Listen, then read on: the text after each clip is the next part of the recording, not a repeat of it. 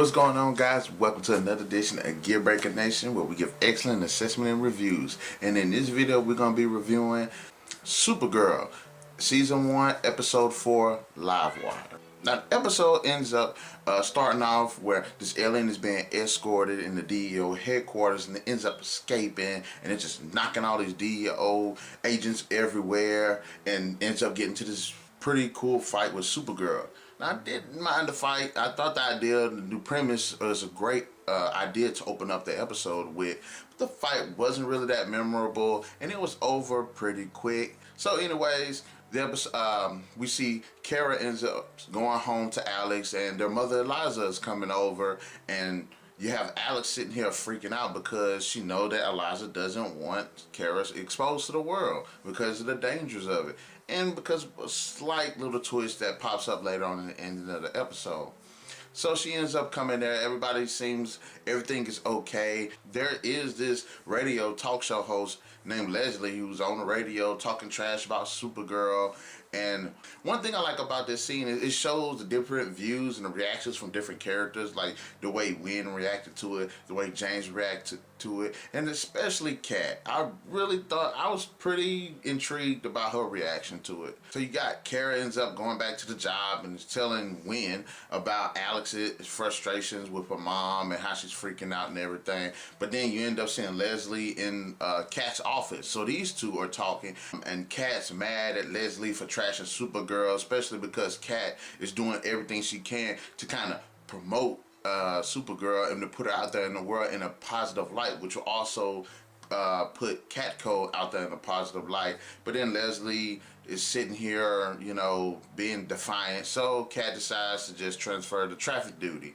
So I thought that was pretty cool, and it's really interesting because I like the fact that Kat, once again, it shows depth to Kat's character. It shows that she isn't just this woman that's just like cold-hearted and heartless and everything. She actually is kind of smart, and I actually feel like Kat's actually garnered some respect for Supergirl at this point. So later on, you got Kara sitting here talking to James, and she, I think, was about to ask James to come join her for Thanksgiving. No, in fact, she did ask James to come over for a Friendsgiving. James ends up responding, telling her that him and Lois Lane's sister are going out of town. At this point, it's like bittersweet music because Wynn is a nice guy and Kara is constantly overlooking him for James, and now James got somebody.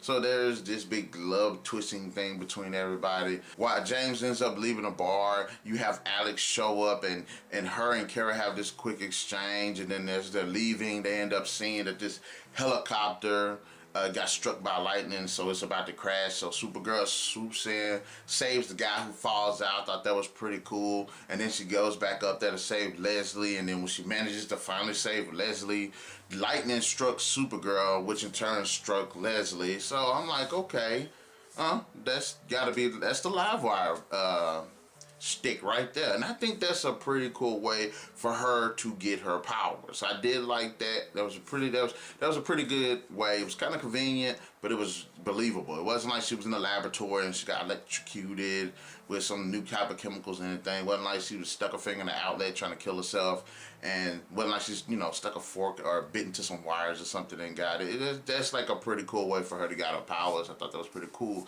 So you end up having Kat and Kara sitting here looking over Leslie, who is alive and survived it, but she was in the coma.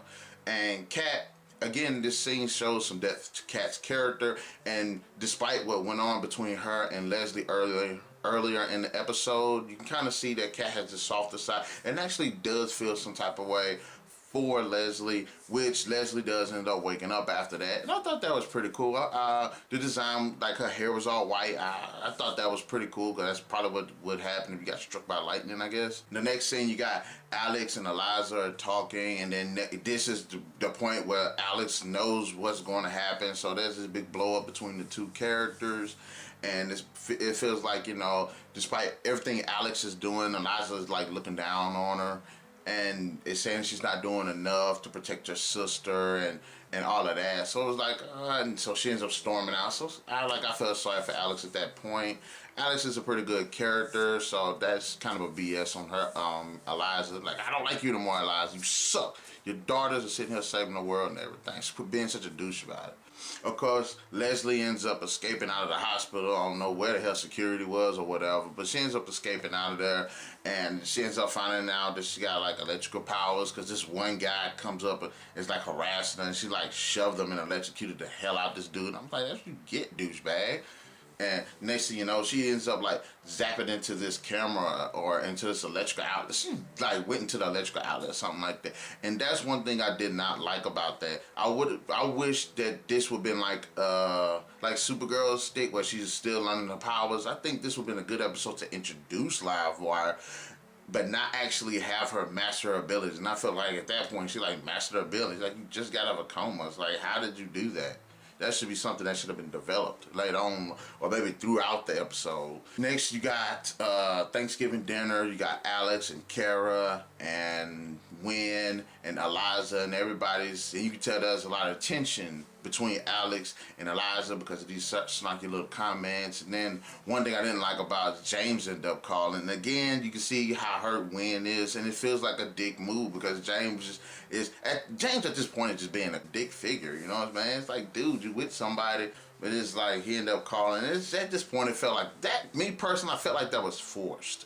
Because it was like, he's like, well, he called Kara, but it's like, why? You know what I'm saying? I understand that y'all like miss each other. Y'all got this little crush on each other thing, but it's like, why did you just like do this out of the blue? You know what I'm saying? Alex finally comes out and tells Eliza that she works for the DO, and it's like, wow, you know, she just came out. At first I thought she was drunk, but she actually does, and of course Eliza just goes ham on her, so there is that. And I was like, oh, just chases Alex on. And at first I thought, I was like, okay, she's reacting to her mom like she's a big kid, but I understand because mom put so much pressure on her to sit here and watch over her sister, and it's like, man, it's not fair. And I kind of like the fact that Kara kind of addressed that issue with Eliza. It's like, I'm grown. Your sister can't sit here and watch out for me. I'm gonna do what I want to do. You know what I'm saying?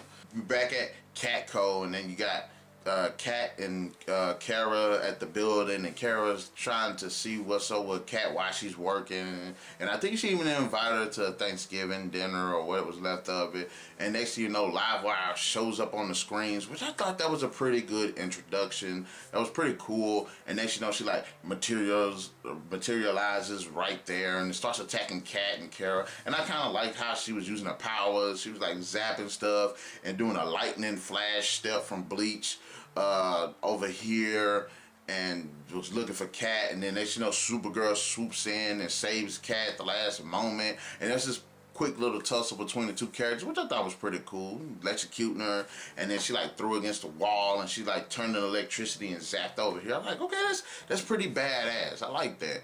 And then Cat tries to escape, and you know, in the elevator, and then next you know, Supergirl has to go save her. So I thought that was pretty good, but she escapes. And like I said, I wish this was been an introduction to her character rather than her character becoming a villain. And I understand the issues that's been going on for a long time between Cat and Leslie that's led her down to this path, but it feels like this could have been, this Livewire could have been a character that was like actually like a recurring villain, which, and as the series goes along, her powers could develop, making her stronger and a stronger threat to Supergirl. So okay, there is that. Now I didn't like, okay, the DO was sitting here investigating what happened, and then Hank ends up deducing how in the hell she got her powers, talking about how the lightning struck carousels with some DNA and recombination, some kind of crap he said. It was very technical. I was like, that's too freaking accurate. How in the world do you know that?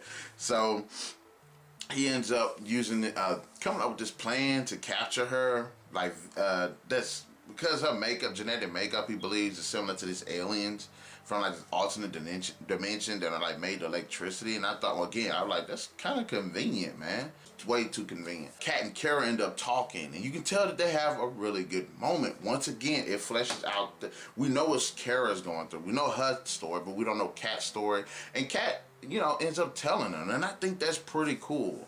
I like the fact that it once again gives the character of Cat more exposition, more depth. Well, as I said before, she is definitely one of my favorite characters, if not my favorite character. Alex and Eliza ends up having this conversation, and they talk about, you know, what was going on, why Alex feels this way, how she feels so burdened.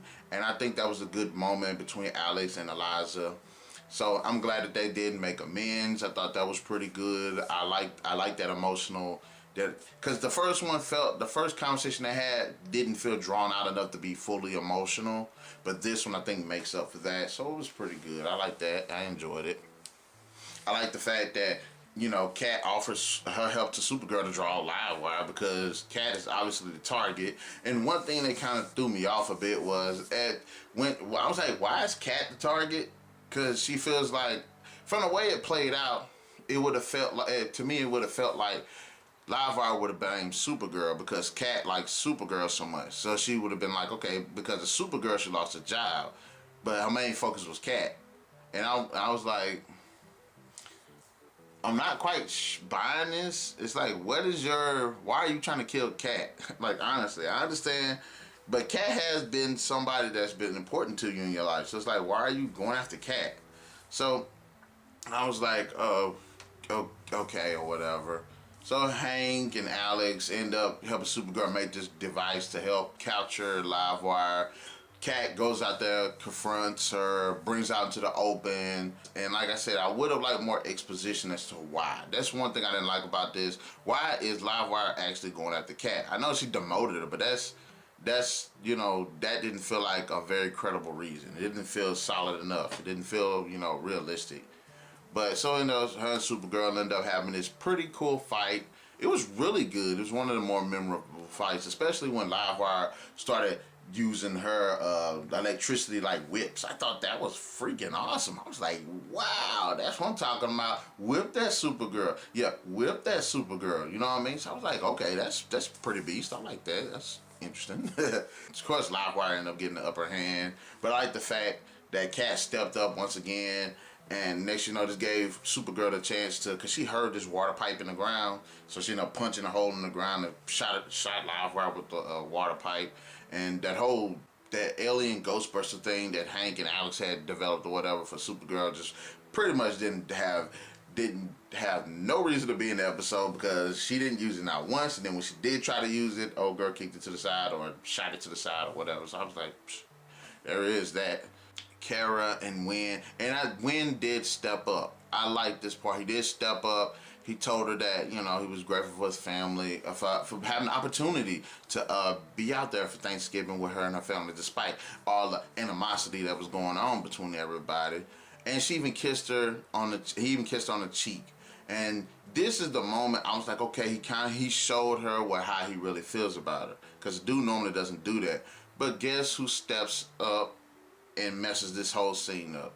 James just, and soon as she seen him, Wynn just got knocked to the side.